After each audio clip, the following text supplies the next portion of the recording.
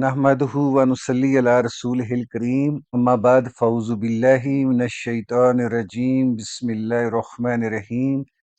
معزز سامعین، السلام علیکم ورحمۃ اللہ وبرکاتہ۔ ہماری خصوصی رمضان سیریز کی 30ویں اور آخری قسط کے ساتھ آپ کی خدمت میں حاضر ہیں۔ ہمارا آج کا موضوع ہے الوداع رمضان اور آمد عید الفطر۔ معزز سامعین، آج دلوں میں ایک عجیب سی کیفیت طاری ہے۔ ایک طرف عید کی آمد کی خوشی ہے تو دوسری طرف ماہ سیام کے بچھڑنے کا گہرا دکھ۔ یوں محسوس ہوتا ہے جیسے کل ہی تو ہم نے چاند دیکھ کر ایک دوسرے کو مبارکباد دی تھی اور آج یہ ضیافت ربانی اپنا دامن سمیٹ رہی ہے۔ سحری کی وہ نورانی ساعتیں، افطار کے وقت دعاؤں کی وہ قبولیت اور تراویح میں تلاوت کلام پاک کا وہ روح پرور سما، یہ سب اب ایک خوبصورت یاد بننے جا رہے ہیں۔ اہل ایمان کی آنکھیں اشکبار ہیں، کیونکہ کوئی نہیں جانتا کہ آئندہ سال یہ بابرکت مہینہ ہماری زندگیوں میں دوبارہ آئے گا یا نہیں۔ معزز سامعین، رمضان المبارک کے صلے میں اللہ رب العزت نے اپنے روزے دار بندوں کو عید الفطر کی صورت میں ایک عظیم الشان انعام عطا فرمایا ہے۔ عید دراصل اجرت اور انعام پانے کا دن ہے۔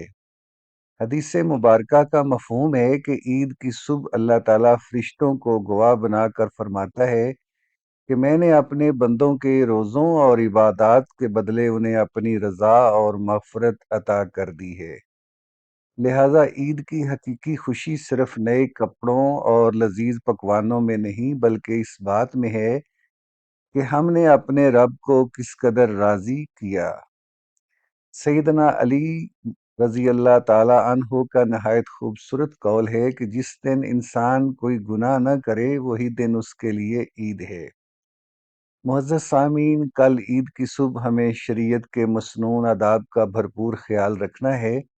غسل کرنا ہے، اچھے اور صاف ستھرے لباس پہننا، خوشبو لگانا اور عیدگاہ جانے سے قبل کوئی میٹھی چیز، خاص طور پر طاق عدد میں کھجوریں کھانا سنت رسول صلی اللہ علیہ وآلہ وسلم ہے۔ اس کے ساتھ ہی عید کی نماز کے لیے ایک راستے سے جانا اور واپسی پر دوسرا راستہ اختیار کرنا بھی پیارے نبی صلی اللہ علیہ وسلم کی پیاری سنت ہے۔ اور اگر آپ کی قریبی مسجد یا عیدگاہ میں خواتین کے لیے پردے کا مناسب اور باوقار انتظام موجود ہے تو انہیں بھی اپنے ہمراہ نماز عید کے لیے ضرور لے کر جائیں، کیونکہ خواتین کا عید کی نماز اور اس کی برکتوں میں شریک ہونا بھی احادیث سے مبارکہ سے ثابت ہے۔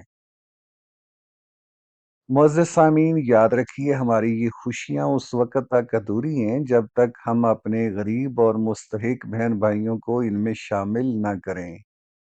اسی لیے نماز عید سے قبل صدقہ فطر ادا کرنے کی سختی سے تاکید کی گئی ہے تاکہ ہمارے روزوں کی کوتاہیاں بھی معاف ہو جائیں اور معاشرے کا ہر فرد مسکرا سکے۔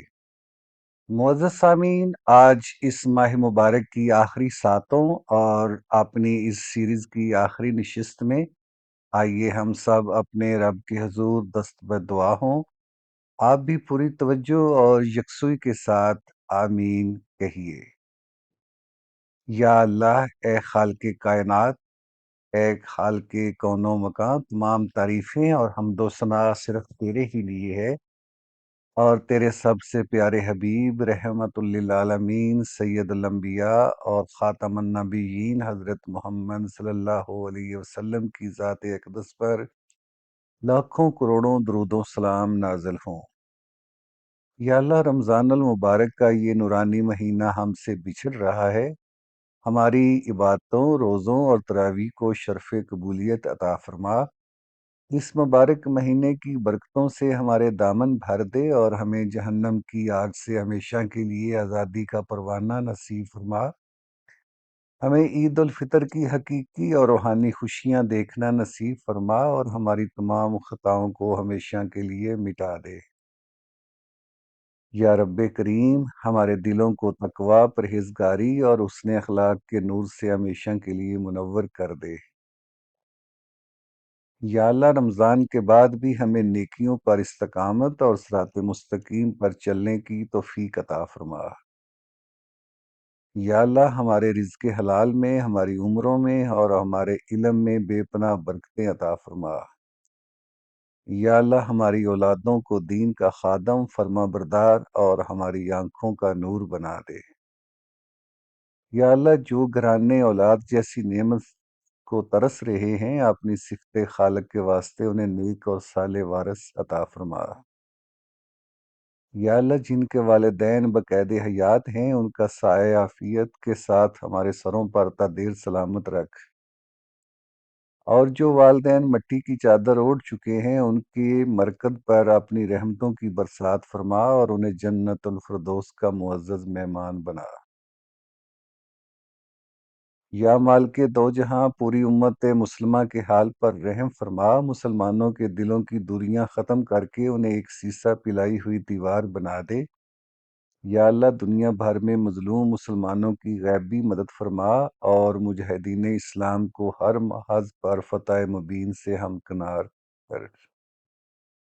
ربنا لا تؤاخذنا ان نسینا او اخطأنا، ربنا ولا تحمل علينا إسرا كما حملته على الذين من قبلنا، ربنا ولا تحملنا ما لا طاقة لنا به واعف عنا واغفر لنا وارحمنا أنت مولانا فانصرنا على القوم الكافرين، ربنا آتنا في الدنيا حسنة وفي الآخرة حسنة وقنا عذاب النار، ربنا تقبل منا انك انت السميع العليم وتب علينا انك انت التواب الرحيم، وصلى الله تعالى على خير خلقه محمد وعلى آله وصحابه اجمعین برحمتك یا ارحم الراحمین۔